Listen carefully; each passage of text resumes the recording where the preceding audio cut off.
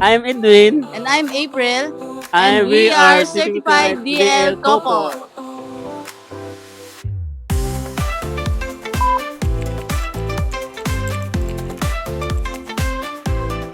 Doon kami nakilala sa trabaho mong dati, sa Rico. Nakita ko siya, ang ganda niya.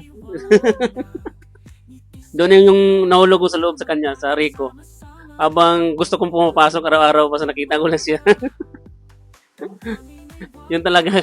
First impression ko sa kanya, happy-go-lucky. Yung wala siyang pakialam sa mundo, wala siyang pakialam sa mga tao, yun. Habang nagkakilala na kami, kasi shuttle driver namin. So, lagi kaming magkasama sa pag-ihatid kami sa bahay, sa work, susunduin. Nakikita ko na mabait pala siya. Medyo gentleman, medyo gentleman, ayun.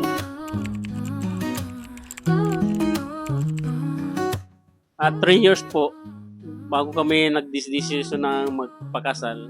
Ano yung parang pinaka-pakasalan mo? Siya na talaga. Yung time na nakikita ko na safe ako. Safe ako kapag nandyan siya.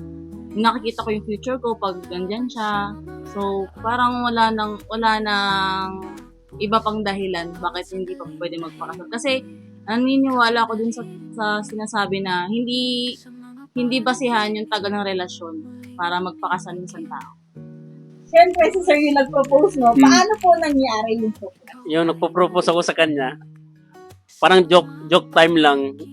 Niyaya ko siya mag-inom, close lang, dalaw lang kami. Nag-isip ako ng maganda kung anong ibabalot ko doon yung engagement. Ngayon naman, bumili ako ng dingdong, doon ko nilagay. Pinakain ko sa kanya, nakita yung ring. Yun, nagulat siya. Parang na-shock siya, bakit mayroong gano'n. Actually, hindi niya ako tinanong kung pwede na ba kami magpakasal. Parang ultimatum, pakasal tayo. Ganon siya. Wala ka siyang kasutan sa buhay. Parang inutusan niya na akong pakasal na kami. What made you choose DL Weddings for your wedding supply? Actually, nahirapan ako mamili ng supplier. Kasi sa Facebook ako kumuha. So, maraming mga suppliers na lumilito, lalo sa mga groups, pages. Pero hindi ko alam alin yung legit.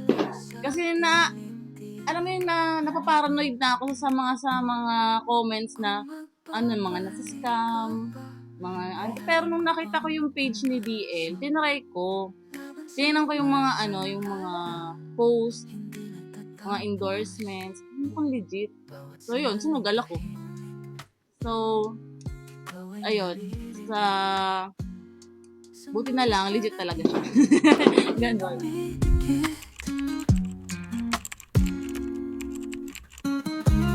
Actually, sobrang gaan niya sa preparation ng wedding. Kasi, habang binabayaran mo siya ng monthly before the wedding, hindi mo napapansin na fully paid ka na. Tapos nagugulat ka na lang sa kasal mo, wala na akong isipin.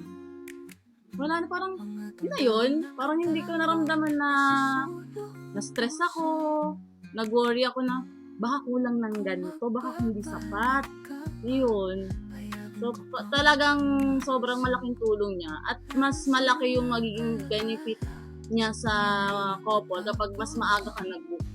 Would you refer DL Weddings for your friends and family members? Ay, 100%. Kasi sobrang yun ako masabi. Kasi sobrang ang ganda ng output, ang ganda ng performance. Yung tipong gulat na gulat ka na lang sa mismong event mo. Actually, may mga na-refer na ako. Yung may mga ilan na rin na nagpa-book na din. So, tuwan-tuwa naman ako. Kasi sobrang na-appreciate nila yung effort ni DL dun sa wedding ko. So, gusto rin nilang matry. Tayo lang ang may alam. Every laugh, every kiss sa likod ng gabi. In this crazy love, just Thank you so much, DL Weddings for Less. Thank you.